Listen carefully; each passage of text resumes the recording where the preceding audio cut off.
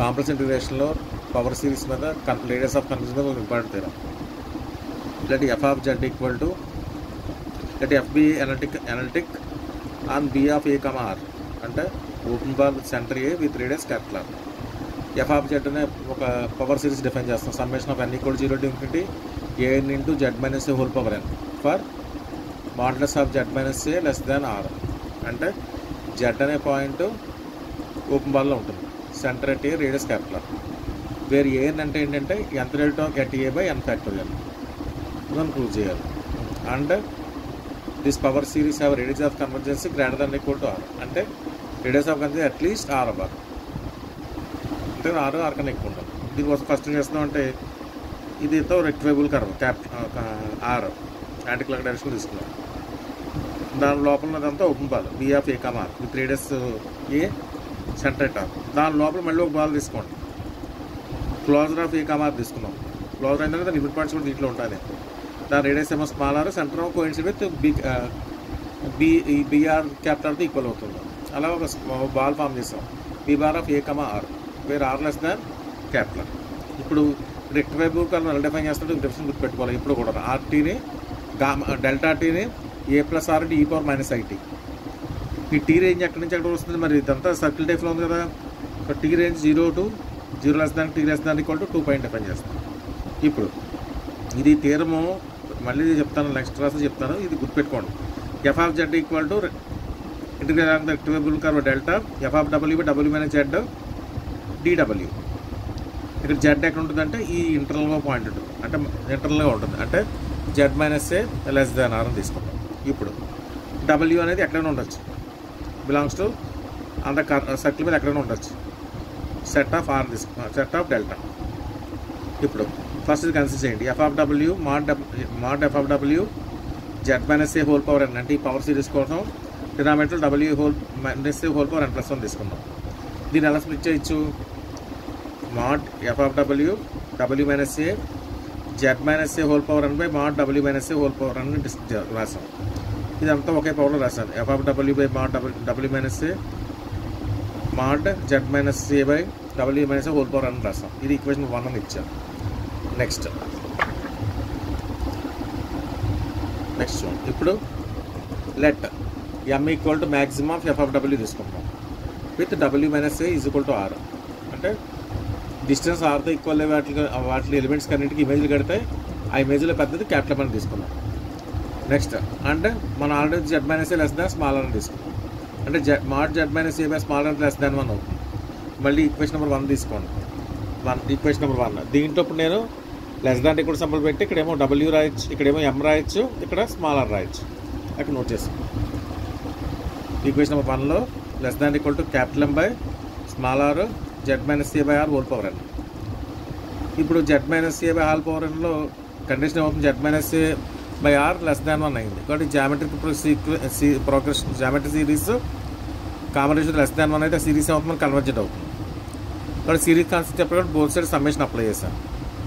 Summation apply చేసి less than equal to పెట్టి ఇంత కదా రాయాలి. ఇప్పుడు M by R summation of n equal 0 to infinity Z minus A by R whole power N. ఇది modulus ఉన్నప్పుడు కన్వర్జెంట్ అనేది యూనిఫామ్లీ కంటిన్యూ పెట్టాం. ఈ ఎం టెస్ట్ ప్రకారం అవుతుంది, ఇది కూడా ఆటోమేటిక్గా ఎం సిరీస్ టెస్ట్ ప్రకారం ఎక్స్ట్రా సమ్ టెస్ట్ ప్రకారం ఇది కూడా ఆటోమేటిక్గా అవ్వాలి, కన్వర్జెంట్ అవ్వాలి. అంటే ఈ series summation of R equal 0 to infinity modulus of F of W by W minus A Z minus A by W minus whole power అని కూడా కన్వర్జెంట్ యూనిఫామ్లీ అవుతుంది. For all W belongs to the circle. ఇప్పుడు మనం ఏం తీసుకోవాలంటే మనకి ఈ integration use చేయాలి, మనం ఇది రావాలి. అంటే F of W by W minus Z రావాలి. దానికోసం first 1 by W minus Z తీసుకున్నాను. దీన్ని ఎలా రాస్తున్నాను, 1 by W minus A into 1 by 1 minus Z minus A by W minus A అని రాశాను. ఎల్సిఎం తీస్తే డబ్ల్యూ మైనస్ రెసిప్రోకల్ చేస్తే డబ్ల్యూ మైనస్ క్యాన్సిల్ అయిపోయి డబ్ల్యూ మైనస్ జెడ్ ఇదే మిగులుతుంది. నెక్స్ట్ దీన్ని ఇది బైనామల్గా బైనామల్ పైకి తీసుకెళ్ళండి.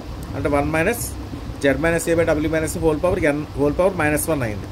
దీన్ని బైనామల్ థియరం రాస్తే అంటే బైనామల్ థియరం రాస్తే ఎలా వస్తుంది, 1 + x + x² + x³ + and so on వస్తుంది కదా. దాని ప్రకారం summation of n equal 0 to infinity Z minus A by W whole power N వచ్చింది. దీని value 1 by W minus Z value. మనకి 1 బై డబ్ల్యూ మైనస్ జెడ్తో ఇక్కడ ఏం కావాలి, ఎఫ్ ఆఫ్ డబ్ల్యూ కావాలి, ఇంటిగ్రేషన్ కూడా కావాలి, అప్పుడు ఎఫ్ ఆఫ్ జెడ్ వస్తుంది. అందువల్ల ఏం చేస్తారంటే దీన్ని బోత్ సైడ్స్ ఎఫ్ ఆఫ్ డబ్ల్యూతో మల్టిప్లై చేసి విత్ రెస్ డబ్ల్యూ ఇంటిగ్రేట్ చేస్తూ 1/2πతో కూడా మల్టిప్లై చేస్తాం దీన్ని ఈక్వల్ చేయడం కోసం. అప్పుడే మనకి ఎఫ్ ఆబ్జెక్ట్ వస్తుంది. మనకు కావాల్సింది ఈ విధంగా రావాలి, పవర్ సిరీస్ రావాలి. అందుకని బట్ ఇక్కడ ఏం చేస్తున్నాను నేను, ఫస్ట్ డీడబ్ల్యూతో మల్టిప్లై చేస్తాం, ఇంటిగ్రేషన్ చేస్తాం, 1/2π కూడా బోత్ సైడ్స్ అప్లై చేస్తాం. అలా అప్లై చేస్తే 1/2π into integral the curve rectifiable curve delta F of W W Z D W summation of అన్ని కూడా 1/2π into F of W integration of F of W by D W into W minus whole power అన్న బయట Z minus whole power అని ఉండిపోయింది. ఇదే మనం AN కింద తీసుకుంటాం. అంటే ఏఎన్ అంటే 1/2π into integral the curve rectifiable curve delta F of W D W by W minus whole power n + 1. ఇది మనకి ఏఎన్. ఇప్పుడు మనం ఆల్రెడీ ఎఫ్ ఆఫ్ జెడ్ అంటే తీసుకున్నాం, ఫస్ట్ తీసుకున్నాం 1/2π into integral rectifiable delta F of W W minus Z whole power D W వేస్తాం. మనకు ఇప్పుడు దీనికి ఎంత రేటు కట్టాలి, ఎంత రేటు ఎంత అవుతుంది అంటే ఇక్కడ చూడండి, ఎఫ్ ఆఫ్ ఎక్స్ కనుక 1/x అయితే ఎంత rate of F of X ఎంత అవుతుంది, n factor x power n + 1 అవుతుంది. ఆ ఫార్ములా వస్తే ఇక్కడ ఎంత rate of Z equal to n factorial అంటే the n factorial by W minus Z whole power n + 1 రాయాలి, అంతే కదా. అది రాస్తున్నారు n factorial into 2π into integral F of W W by W minus Z whole power n + 1 రాస్తాం. ఎందుకంటే జెడ్తో integration చేస్తున్నాం కాబట్టి ఇది ఒకటే డినామినేటర్ ఒకటే మనం డిఫరెన్షియేషన్ చేయాలి, అంటే 1/x ఫార్ములా అప్లై చేయాలి. ఆ ఫార్ములా ఇక్కడ అప్లై చేస్తాం.